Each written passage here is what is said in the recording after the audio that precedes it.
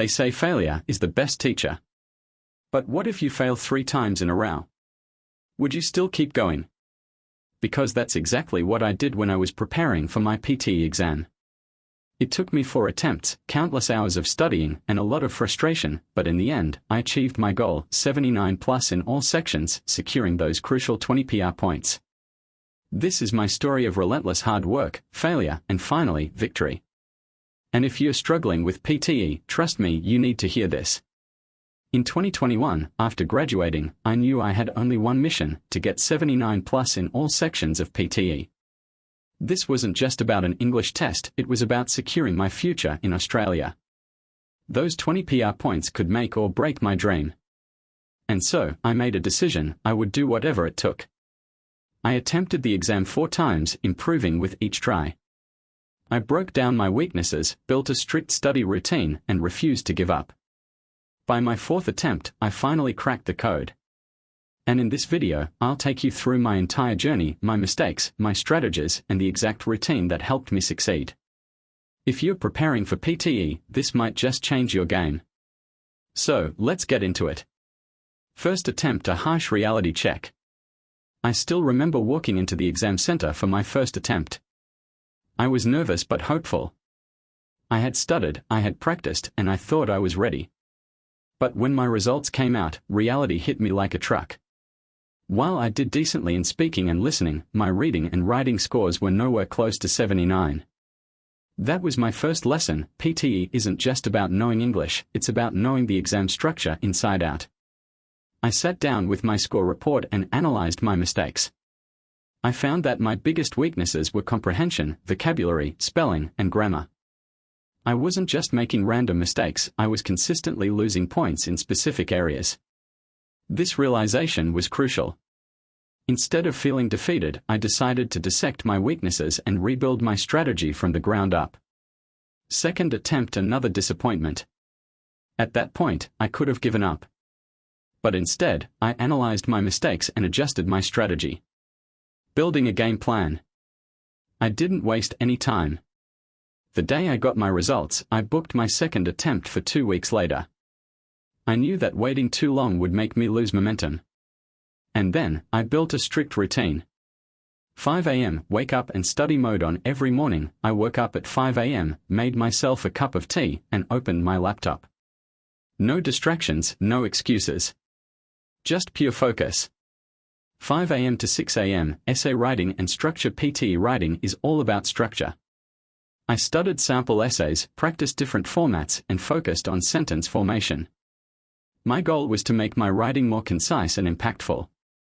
6 a.m. to 8 a.m., reading comprehension and vocabulary. Since reading was my weakest section, I went all in. I solved multiple comprehension passages daily, learned new words, and made sure to understand why I was getting certain answers wrong.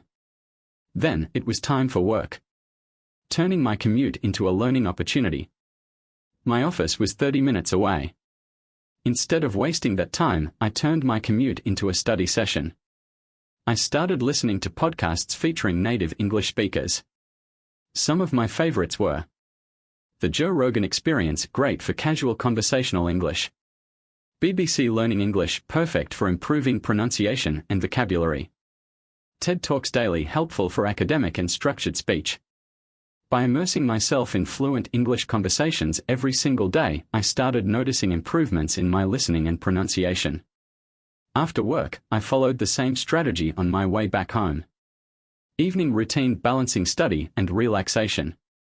Once I got home, I had my dinner and took a break by playing basketball in the street. This was important. Studying all day without any relaxation can burn you out.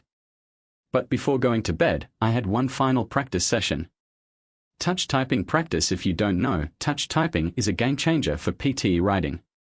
It increases your typing speed and accuracy, which is crucial for tasks like write from dictation. I spent at least 30 minutes practicing touch typing every night, and it made a huge difference in my speed and efficiency. Third attempt, fine-tuning my strategy. I realized that while my routine was working, I was still ignoring certain mistakes. I doubled down on summarizing spoken text. I was losing points due to unnecessary details. Instead of writing everything I heard, I started focusing on capturing only the key points. I practiced summarizing TED Talks, news reports, and even conversations I heard around me. The goal was to extract the essence of the speech without getting lost in the minor details. Grammar and sentence structure. I focused on mastering complex sentences. Instead of just writing simple sentences, I practiced using transition words, compound complex structures, and parallelism. I also started using grammar checking tools like Grammarly and Hemingway Editor to refine my writing. Additionally, I would take passages from books and rewrite them in different sentence structures to understand how to vary my sentence formation effectively. Reading aloud and pronunciation. Practicing in front of a mirror helped. But I also took it a step further. I recorded myself reading out loud and compared it with native speakers. I focused on intonation, stress, and clarity. I even used tongue twisters to improve my pronunciation and fluency. One technique that helped immensely was shadowing, listening to native speakers and repeating their sentences immediately to mimic their rhythm and pronunciation. By now, I knew the exam inside out. I was familiar with every single question type, every trap, and every scoring parameter. I felt like I had cracked the formula. Fourth attempt. The unexpected victory. By the time my fourth attempt came around, I was exhausted. I won't lie, I wasn't even feeling hopeful anymore. But I went in, did my best, and walked out thinking, if I don't get it this time, I don't know what else to do. Then the results came in. 79 plus in all sections. I had done it. That moment made all the struggles, all the early mornings, and all the failed attempts worth it. And those 20 PR points. They made all the difference. When I submitted my expression of interest, EOI, I got my invitation to apply. The biggest lessons I learned from PTE. Looking back, I realized that PTE isn't just about language proficiency, it's about strategy, discipline, and persistence. It's not just about how well you speak or write in English, but how well you understand the exam format, the scoring system, and the tricks to maximize your score. If you're preparing for PTE, my biggest advice to you is this. 1. Know your weaknesses. Take your first attempt as a diagnostic test. One of the biggest mistakes people make is expecting to score 79 plus on their first attempt without truly understanding their strengths and weaknesses. I went into my first exam thinking I would pass because I had good English. I walked out realizing how much I was lacking in reading comprehension, vocabulary, and writing structure. Instead of treating failure as an obstacle, use it as a diagnostic tool. Your first attempt will show you exactly where you need to improve. Review your score breakdown carefully. Don't just look at the overall score, analyze which specific sections brought your marks down. Go deeper into your weak areas. If your writing score is low, is it because of grammar? Spelling? Sentence structure? If your reading is weak, are you struggling with multiple choice questions or reordering paragraphs? Adapt your strategy accordingly. Your study plan should focus more on the areas where you lost the most points rather than mindlessly practicing everything. 2. Build a structured routine. Study consistently, don't cram. PTE is not a test you can cram for overnight. It rewards consistency and structured preparation. I saw real improvement only when I built a strict daily routine. Here's how you can do the same. Set a fixed study schedule. Even if it's just 2 to 3 hours a day, consistency matters more than intensity. Focus on one section at a time. Instead of randomly practicing different tasks, dedicate specific time blocks for writing, reading, listening, and speaking. Use active learning techniques. Don't just passively watch YouTube videos, take notes, practice aloud, and engage with the content. A structured routine will not only improve your skills but will also reduce test anxiety because you'll feel more prepared and confident. 3. Use every opportunity to improve. Make English a part of your daily life. One of the best ways to improve your PTE score isn't just by practicing exam questions but by immersing yourself in the language daily. Here are some ways you can do that. Listening. Listen to English podcasts and audiobooks while commuting.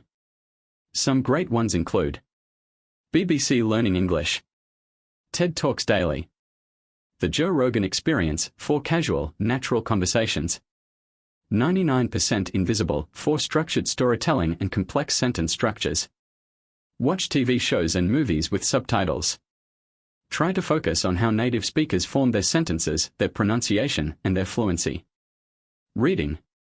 Read news articles from The Guardian, BBC, or New York Times. Summarize what you read in 1 to 2 sentences to improve your summarizing skills. This helps with the summarize written text task. Practice reading aloud to improve fluency and pronunciation. Writing. Start journaling in English every day, even if it's just a short paragraph. Use Grammarly or Hemingway Editor to analyze your sentence structure and fix errors.